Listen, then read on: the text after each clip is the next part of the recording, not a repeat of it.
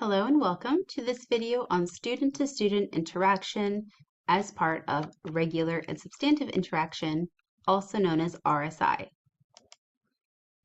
In this video, we'll have a look at what student-to-student interaction is, why it's important in your courses, look at some examples of how to implement this, and we'll have a quick overview of some tools that are available, such as Harmonize, Lucid, and VoiceThread. What is student-to-student interaction? So this is one part of RSI, regular and substantive interaction. According to Sierra College's RSI policy, this includes weekly interaction among your students. In fully online 16-week courses, this includes at least one student-to-student interaction opportunity or assignment.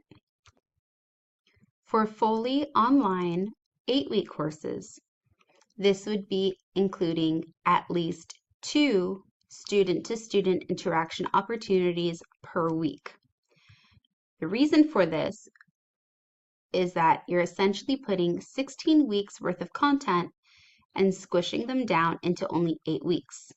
So this would have the same amount of interaction in a shorter time frame.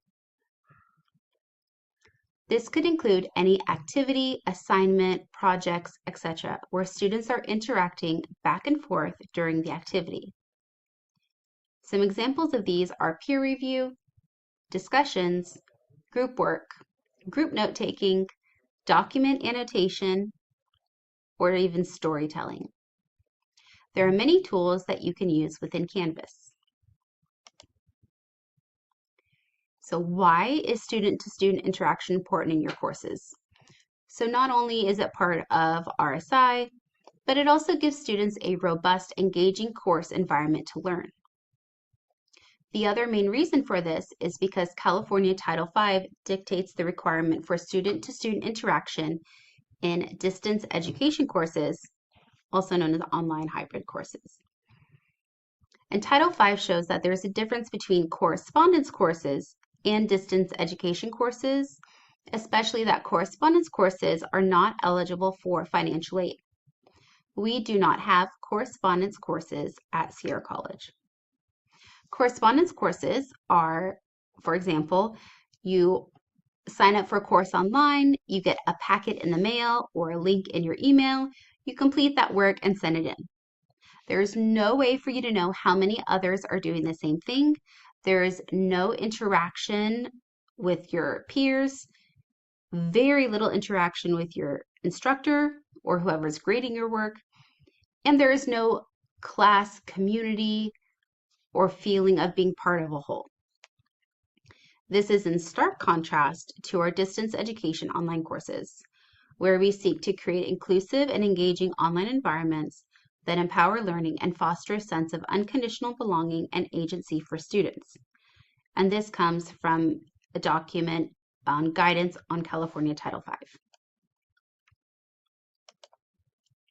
Some examples of student-to-student interaction include Canvas discussions or discussion tools like VoiceThread or Harmonize, any type of group note-taking activity, or when a student is working with either a peer or a group or the whole class, annotating a document, making notes on the same document, or leaving comments in the sidelines in perusal.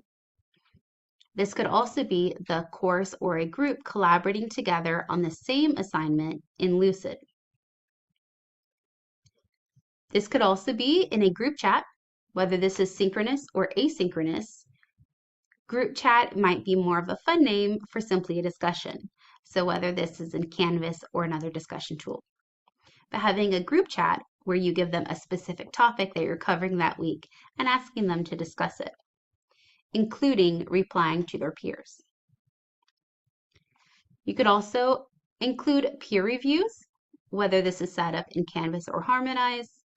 But our main takeaway here is that students are working together and that leaving replies for their peers or commenting on peers' work and engaging with others is part of their grade for that assignment. Harmonize is one of the tools that you can use to satisfy this requirement. There's a screenshot to the right of this slide showing the general setup of what a harmonized discussion or assignment would look like, including requirements of an initial post, 2 comments, how many points each of those are worth, along with options to monitor activity, toggle on the watch topic in order to receive notifications, and edit the activity. Harmonize is a really powerful tool in order to create interactive discussions with video, audio, text, or files, where students can also respond to any of those formats with the same video, audio, text, or files. Instructors can also choose in which formats they can respond. You can create discussions with multiple due dates and harmonize assignments copies over when importing a course to a new semester. Features like PDF annotation and peer reviews are also now available. Lucid. Lucid Spark Whiteboard gives students the opportunity to post their ideas as sticky notes to a virtual whiteboard.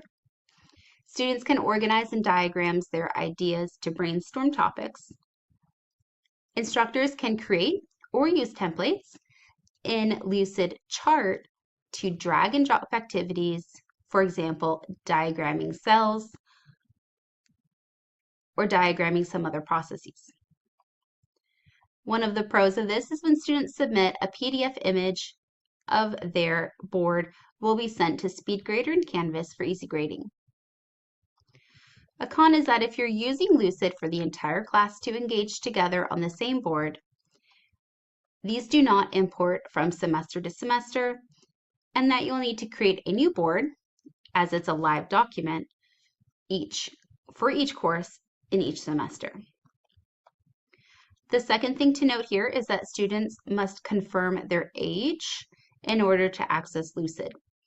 Part of the privacy policy is that students must confirm that they are older than 13 in order to use the software.